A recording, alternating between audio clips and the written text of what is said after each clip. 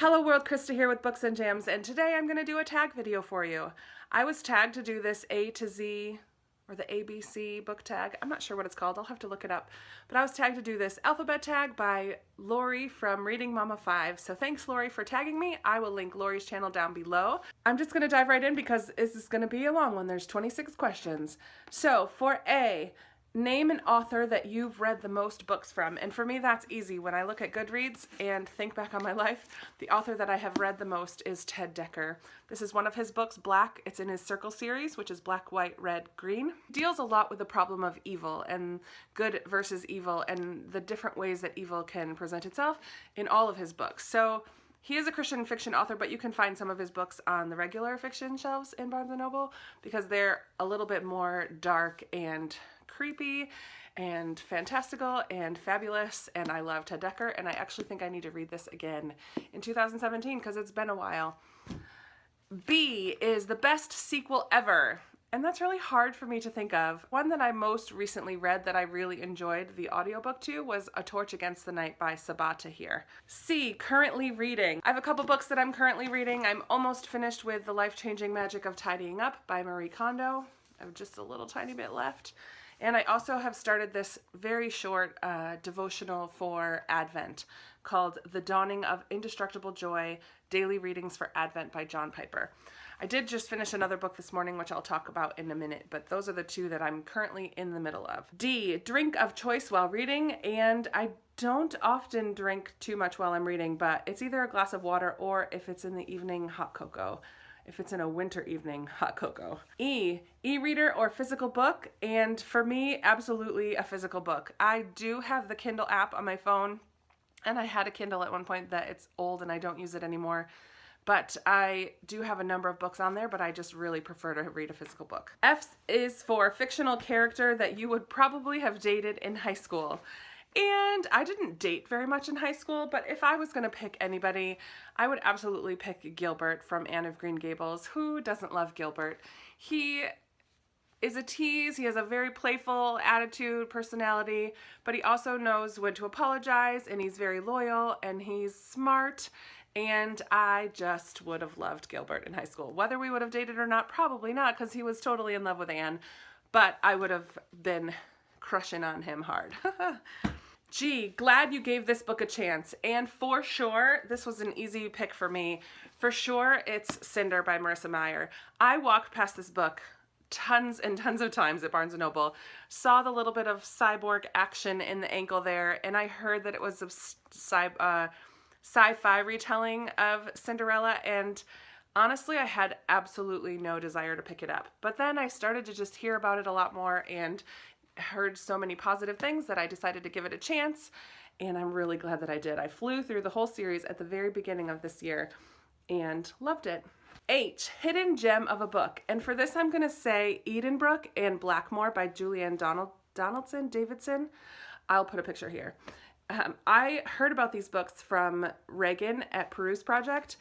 The way she described them, I knew it would be right up my alley. They're both sort of Regency era, or Victorian era. I'm not sure exact era, but similar, very similar feel to Pride and Prejudice type books by Jane Austen. So romance, but not overtly romance, very clean and fun and sweet, and I really, really enjoyed both of these books. So I would call them hidden gems because I don't hear about them too often. I is an important moment in your reading life, and I had a hard time thinking of this one as well. And I would say discovering Booktube, not even joining, but discovering it would be important for me because I have heard about so many books that I never would have picked up or never would have even heard about because of Booktube. And so my reading over the past couple years has just been so much fun. I've always been a reader and I always love reading books and finding new books.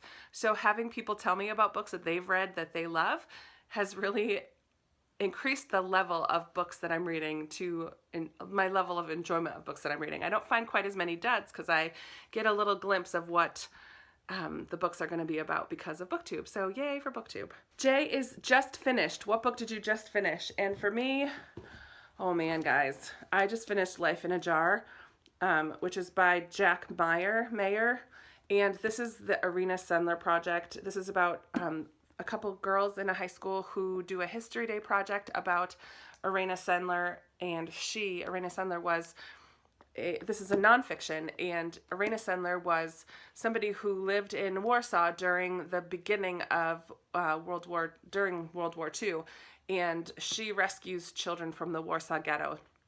So I'm going to talk a lot more about this very soon. I'm going to probably do a full book talk about it because it was incredibly emotional and a very important read.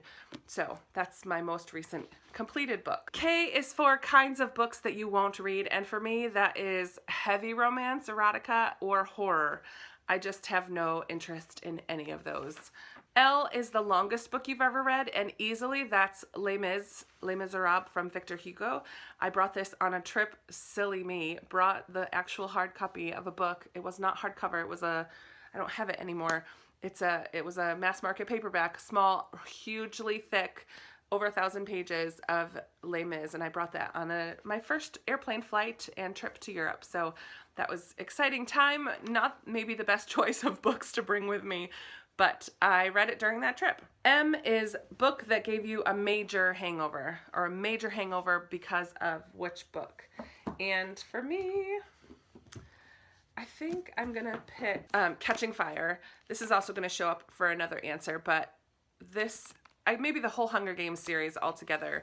I really enjoyed them. I flew through them, and it took me a while to be able to read anything else because I was thinking about this story so much. N stands for number of bookcases that you own, and I just increased that by 1. I have 1, 2, 3, 4, 5, 6 bookcases here in my house. O stands for one book that you have read multiple times, and I think the book that I've read the most often is probably Francine Rivers by Redeeming Love. Redeeming Love by Francine Rivers, or it's possibly The Lion, the Witch, and the Wardrobe by C.S. Lewis, or The Giver by Lois Lowry. Preferred place to read is here, or here, or here. Q stands for a quote that inspires you and gives you all the feels from a book that you read. And so for me, I love the quote from Anne of Green Gables, "Tomorrow is a new day with no mistakes in it yet." There's a Bible verse that is very similar. Each day has enough worries of its own. I like the thought of a fresh start every day. So thanks, Anne, for that wonderful little quote. Reading regret is for the letter R, and I kind of tongue-in-cheek want to say that my reading regret is reading the first 100 pages of Twilight. I never finished the series. I read it while I was working with a youth group many years ago, and all of the girls in the youth group were head over heels for this series. So I thought I would just give it a glance and read it. I thought I would read it to try to understand what it was that they loved so much. So I didn't buy it. I actually sat in Barnes & Noble and read the first 100 pages or so and realized, oh my word, I'm reading a book about vampires. And it didn't interest me, and the writing was not that great.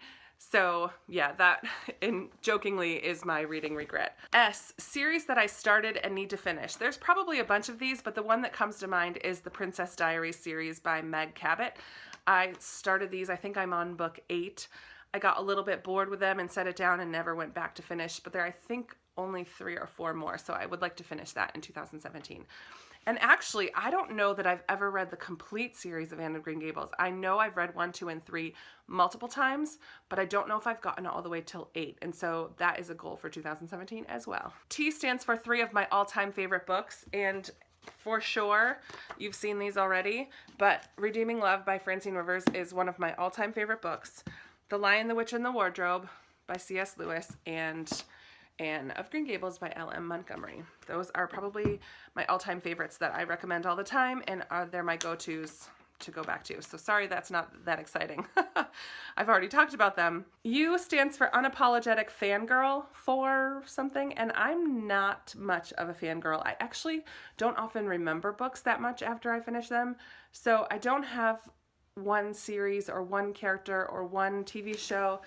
I guess I could say I'm an unapologetic fangirl for The Bachelor because that is a guilty pleasure of mine, and for vocal singing shows, in particular The Voice. So those are not really book related, but I am a huge fan of The Voice on TV and also The Bachelor, or Bachelorette, or anything from that franchise. And I'm not sorry about it. I don't tell everyone about it, but I'm not sorry. Sorry, not sorry. V stands for very excited for this release more than any of the others. And I don't really know, I don't keep up with what's coming out next, but I am very excited for the third book in the Ember and the Ashes series by Sabata here. I don't believe it has a title yet, but the third one, I'm really looking forward to finishing up that trilogy. Hopefully it's just a trilogy. I'm not sure actually. Now that I think about it, it might be longer. The question for W is worst bookish habit. I would say that my worst bookish habit is overdue books at the library. I mean, they're free. I should never have to pay for books at the library, and yet I constantly have overdue books. And I guess that's not really that thoughtful either, because other people are waiting often for these books and I just hold on to them until I'm finished. So that's probably a bad habit. But we're almost done. X marks the spot. Start at the top left of your shelf and pick the 27th book. So I did that, I counted through, and my 27th book is Bird Box by Josh Malerman, and I believe this is a horror. It's quite short. I was hoping to read it in October and I didn't get to it, so it's on my shelf and I will pick it up sometime in 2017. Y is your latest book purchase, and I went to some church fairs on Saturday and found some books for very cheap, and this is The Cuckoo's Calling, and this was part of 3 books for $5, 3 hardcovers for $5. So I got The Cuckoo's Calling and Career of Evil. I think there's one other in the series that I don't have yet, but yeah, it's in perfect condition. And this is by Robert Galbraith, who is J.K. Rowling. So that is my latest book purchase. And finally, zsnatcher, a book that kept you up way late. And I have lots of books that keep me up very late because I like to read at night, and if I'm in the middle of a good book, I will just keep reading until I either finish or get to a spot where I can't keep my eyes open anymore. But one that really did, I stayed up, I think, until the wee hours of the morning to finish Catching Fire, because I started it after work and finished it before morning. So that is one of the ones that stands out as a zsnatcher. So that is it for the A to Z tag. Thank you so much again, Lori, for tagging me. I'm just going to post a couple people down in the comments of who I tag, and I'll send them a little note that I tag them. Derby from Derby Lane, I'm going to tag you. And Emily from Possibly Literate, I tag you. And there will be a couple more. I will put them down in the comments, so check out there. That is it for today. I will be talking to you tomorrow. Have a great day, everybody.